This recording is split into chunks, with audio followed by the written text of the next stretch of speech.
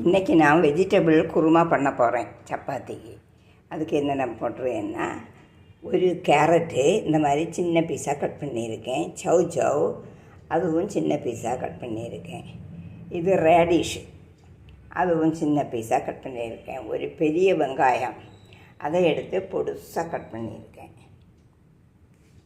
அதில் இந்த வெங்காயத்தை கொஞ்சம் எண்ணெய் விட்டு வதக்கி இந்த மிளகறி எல்லாம் ஒன்றிச்சு போட்டு வேக விடணும் குக்கரில். அதுக்கு கூட போட க்ரீன் பீஸ், அது நல்லா குருத்துருக்கு, அதையும் அதுக்கு கூட போட்டு வேக விடுவேன். 2 பச்சை மிளகா, 2 வந்து அது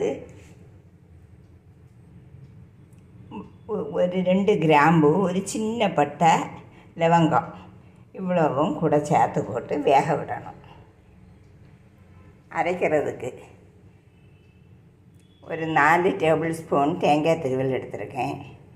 அதில் 2 டீஸ்பூன் பெருஞ்சீரகம், 4 பச்சை மிளகாய், இது அவ்வளவும் கொஞ்சம் தண்ணி விட்டு நல்ல நைஸாக அரைச்செடுக்கணும்.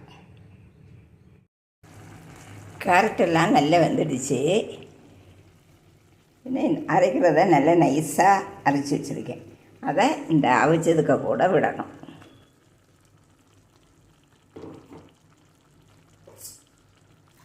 கொஞ்சம் தண்ணியும் ஊற்றி அதை சுற்றி விடணும்.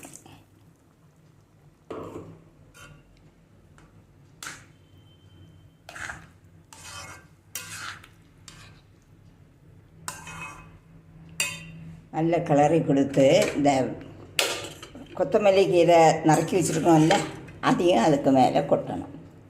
கொட்டி நல்லா கிளறி கொடுக்கணும்.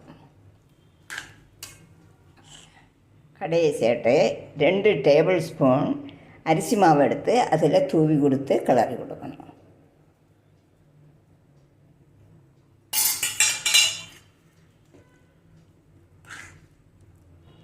வெஜிடபிள் குருமா சரியாயிடுச்சு. சால்ட்டு சரியாக இருக்கான்னு பார்த்துக்கணும். இனி அது விடக்கூடிய பாத்திரத்தில் விட்டுவிட்டு தாளித்து கொட்டணும்.